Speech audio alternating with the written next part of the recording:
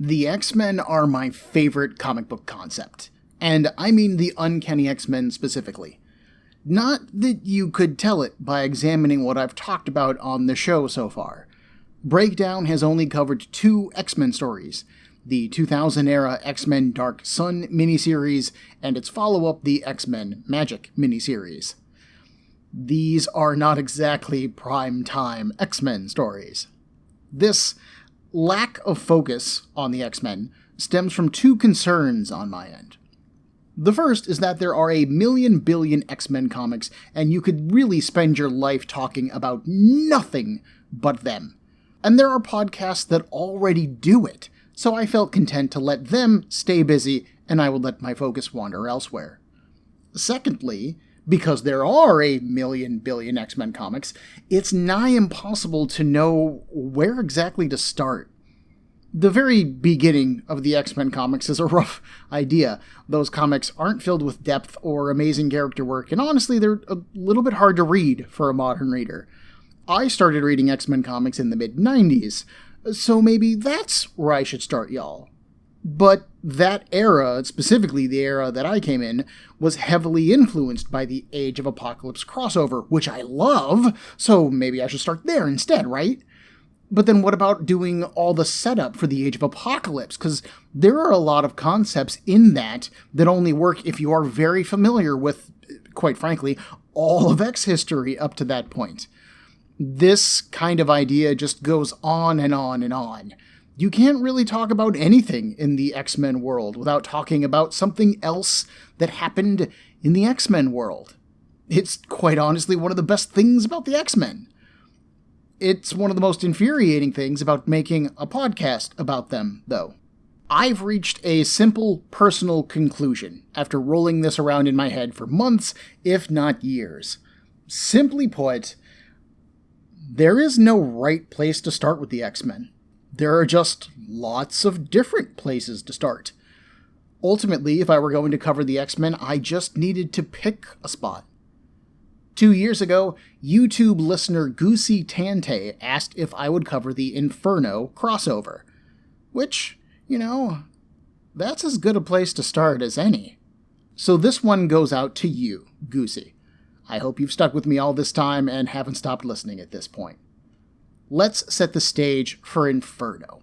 Let's gather some kindling, shall we? You can't have a fire without kindling. There are 2 driving plots at the core of this event. One of them runs through Uncanny X-Men and X-Factor, while the other runs through New Mutants and the Exterminators. The stories do tie in together, they do affect one another, but for the ease of explaining things, I plan on breaking down the New Mutants half of the narrative first, and the Uncanny X-Men half second. After all 4 of these books are team books, featuring at least 5 different cast members, so there is something like 20 plus characters running about in this story. That's a lot. So I'm going to start simple and give you some background information that will inform our journey through the fire and the flames. The heart of the New Mutant story stars a young woman named Illyana Rasputin, and it starts in Uncanny X-Men issue 160.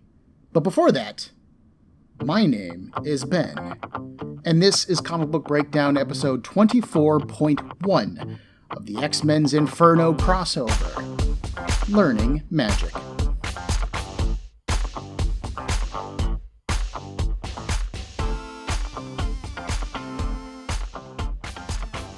In Uncanny X-Men issue 160, X-Man Colossus's little sister, a 6-year-old girl named Illyana, was kidnapped by the demonic ruler of Limbo, a sorcerer named Belasco. Limbo is a hell-like dimension, shaped by the whims and desires of its ruler.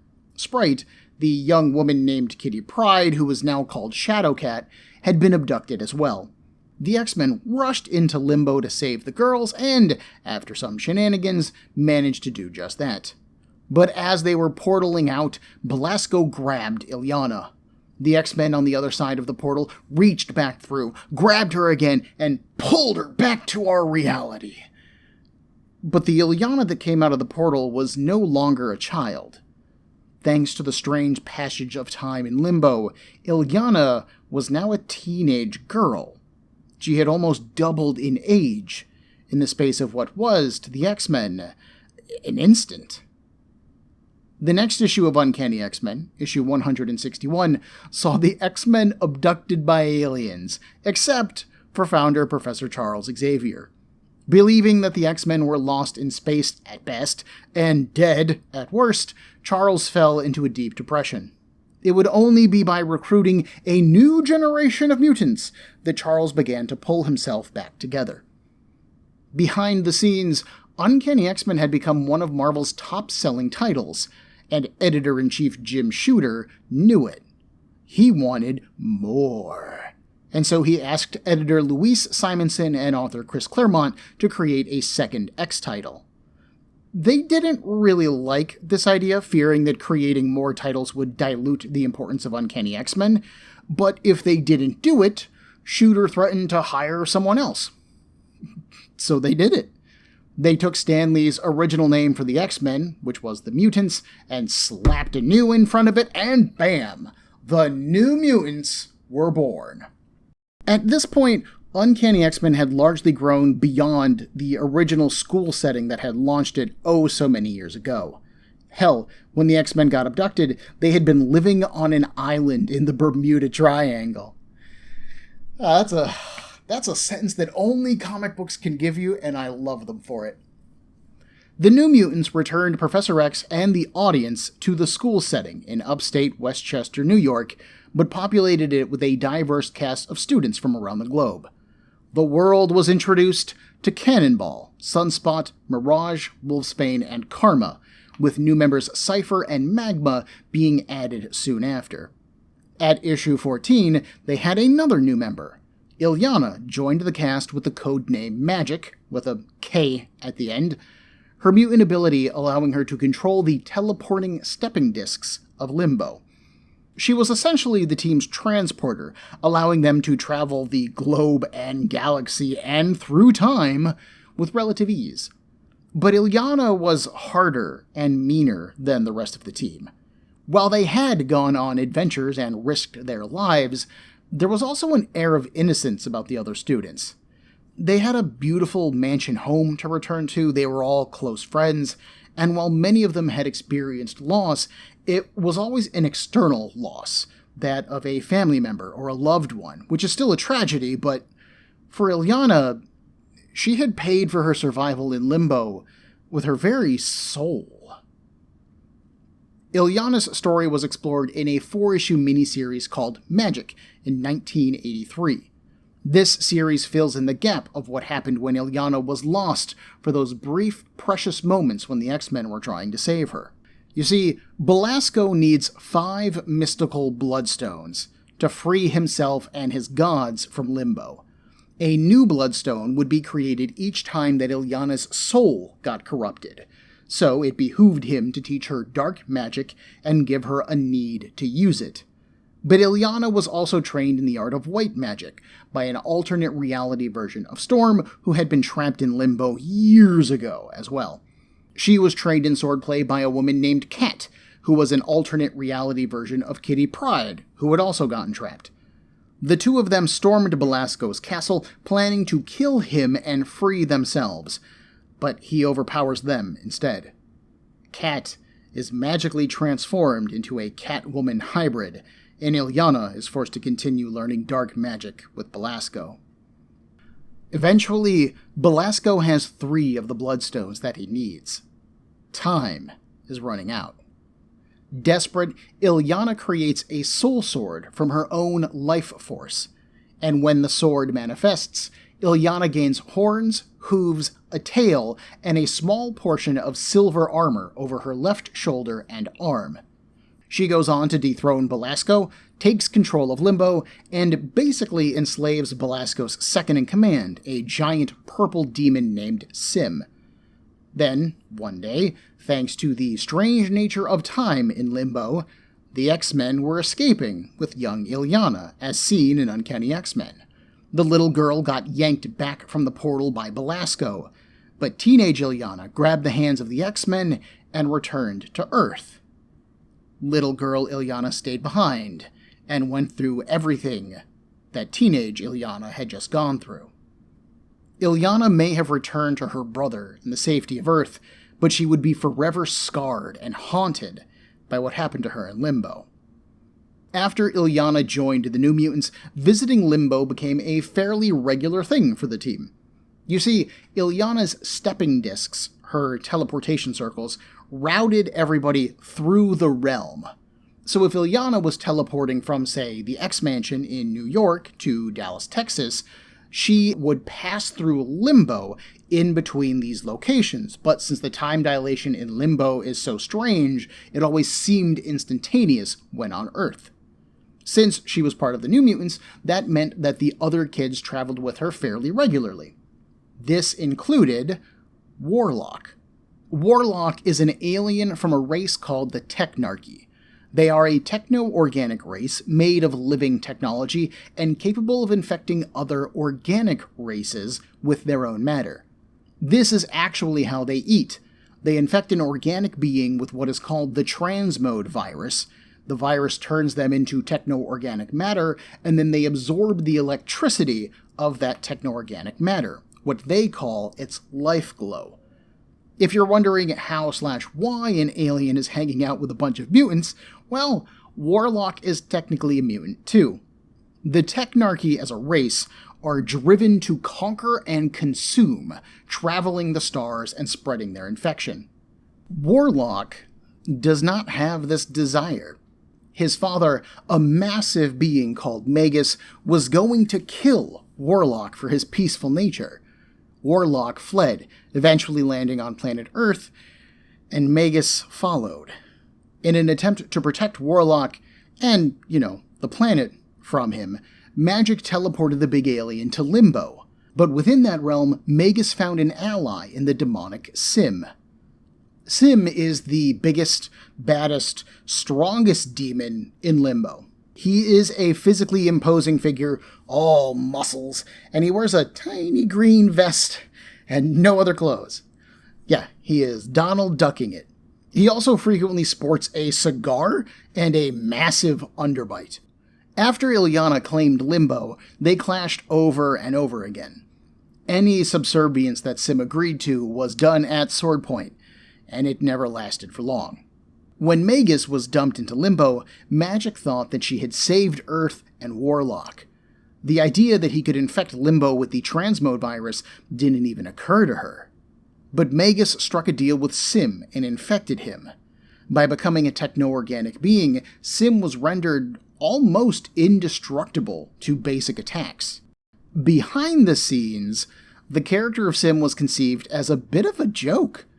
Artist-writer David Sim, spelled S-I-M, created a comic book called Cerebus in 1987.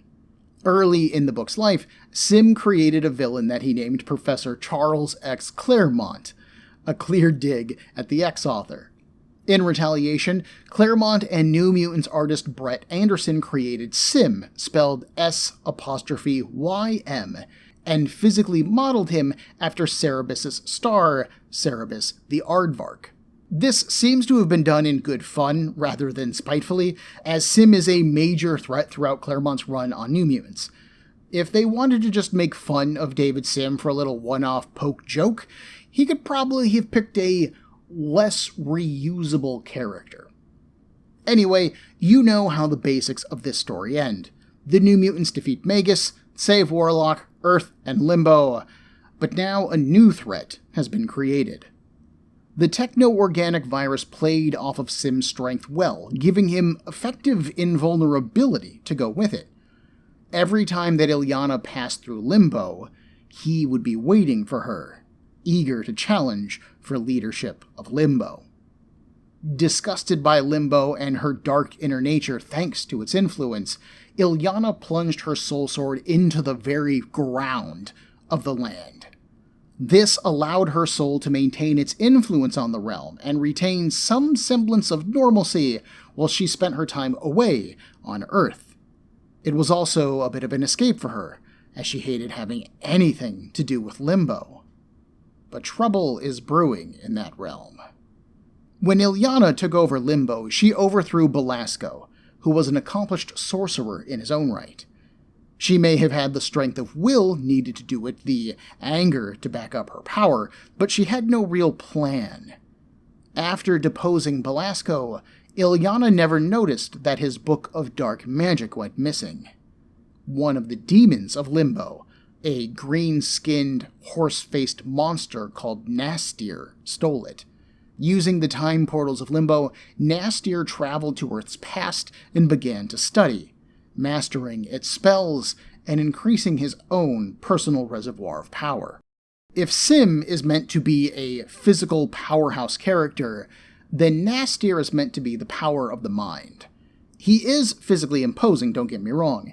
Nastir has backwards-facing demon legs with hooves, he's got long arms that end in 3 thick claws, he has massive bat wings coming from his back, and his long face ends with a mouth filled with sharp, jagged teeth. He has long hair spike things? Like, I'm not really sure what they're supposed to be. They're colored the exact same tone of his body, and they just, I don't know, they look spiky, but they're swept back from his face. He looks pretty scary, actually. Like, if you asked me who I was more scared of based on just appearance, Sim or Nastir, then Nastir takes the cake. Despite all of that, Nastir's true power lies in his cunning mind. He is a sneaky manipulator, backed up by the spells of Belasco. Sim might openly challenge Illyana from time to time, and be beaten quite readily, but Nastir has been biding his time, building his power. When he makes a move, it's going to be for keeps. I'm sure that there are some small details that I forgot in my summation here, or overlooked in my research, but if that's true, I hope you forgive me. I just gave y'all, like, several years of New Mutants comics in as short a time as I possibly could, so if I missed something that you absolutely love, I'm sorry. There are a bunch of interesting stories and character moments that I just absolutely had to gloss over. Like, I didn't even mention the Fall of the Mutants event, and that was a huge deal for the New Mutants, but we can't cover everything all at one time. Hopefully, if I missed something, then we'll cover it as we get further and further into this particular series, because that's kind of just how we have to do this. There will be a similar episode when we reach our halfway point for Madeline Pryor, but for now, this is a pretty good starting point. The New Mutants half of Inferno is 7 comics total. It's 3 issues of New Mutants and the 4-issue Exterminators miniseries. After that, I'll give y'all Maddie's backstory, and then we'll do the Uncanny X-Men and X-Factor half of the story. That's 9 comics total for that half, so I'm thinking that Inferno is going to be about a dozen episodes or so, give or take. I'm still going to have quite a bit of explaining to do, on top of just the regular breakdowns, but this should be fun. I first read Inferno, over 20 years ago, so I really can't recall any of my first impressions. But I've bought this event 3 times now. Once for my Uncanny X-Men collection, a second time for my X-Factor collection, and then a final time for my New Mutants collection. And I remember really, really loving it the last time that I read it. This is easily one of my top 10 X-Men crossovers. Like, just reading the issue summaries online to re-familiarize myself with this time period so I could familiarize all of you just reminded me of how much I love this era of X history and why I love the X-Men. I love the weirdness, like the X-Men getting abducted by aliens one week and then fighting magical demon gods the next, then fighting murderous assassins, all while dealing with their personal drama, and somehow it all works. I'm just pumped up after doing my research for this episode, and I really hope that this one holds up. Next week, the demonic forces of Limbo begin to make their first moves against our cast and against Earth, and only the students of X-Factor stand in their way. Join me for Comic Book Breakdown episode 24.2 of the X-Men's Inferno event. Call in the Exterminators. Everyone, there are a million podcasts vying for your time and attention, and I'd like to thank you for listening to mine. If you would like to get in touch with me to share a concern, request a series, compliment me, berate me, whatever you like, send me an email at cbbreakdown@gmail.com. Otherwise, thanks for listening.